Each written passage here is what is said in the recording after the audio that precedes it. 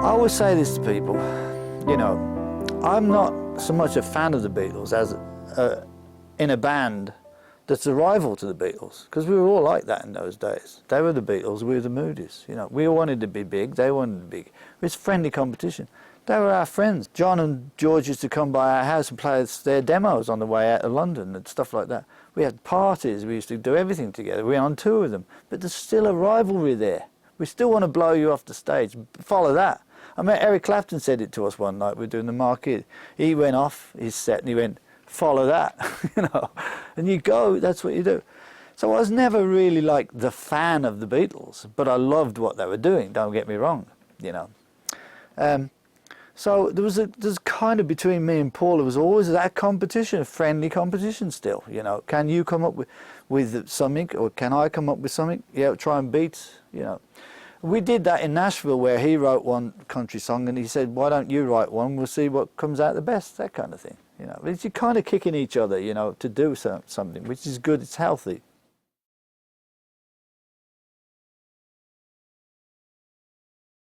You're doing a show.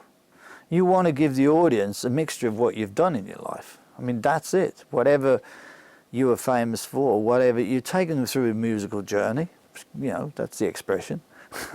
And you're giving them a cross-section of the stuff that you like yourself, or that's something that, you know, that song on off that album, a lot of people play that, a lot of people like that. You get some feedback before you go and put a tour together. They're already playing your stuff. And then you go, okay, well, we better put that one in, we need a slow one, you know. And obviously Go Now was my hit, so that went in there. We've already said goodbye,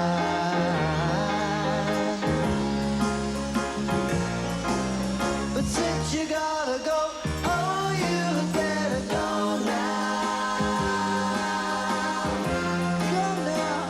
Go now, for you see me cry, yeah.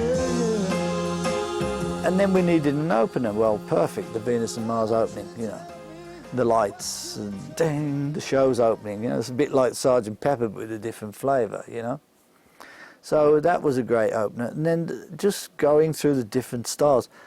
And whatever works visually too, don't forget. Because we were experimenting with backdrop, lighting, lasers. The Who's laser company, you know, Wiggy Wolf was the guy we were liaising with. And again, the sound system, this Apex sound system. So it was all combined to make that show, like as variety full as, so many people say to me, saw you in '76, da-da-da-da, because that's what they remember, you know. And it was a pretty powerful tour, I must say.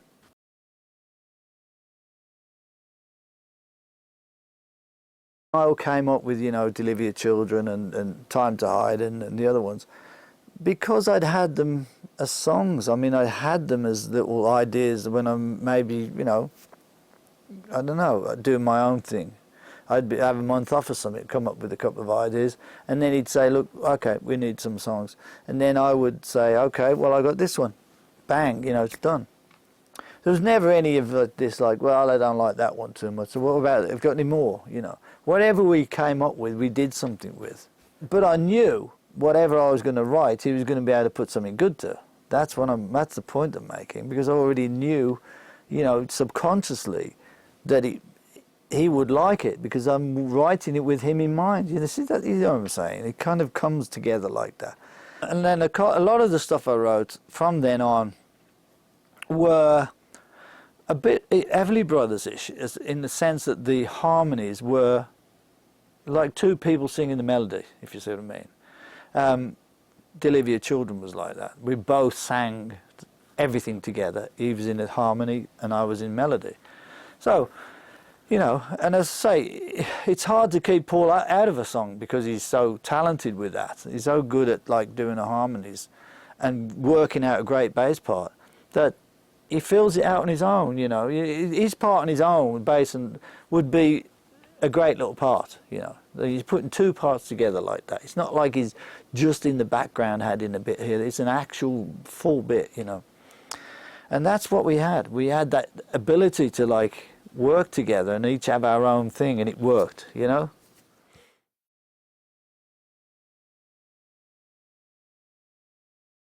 Without getting into too deeply, I did have an album that I wanted to put out.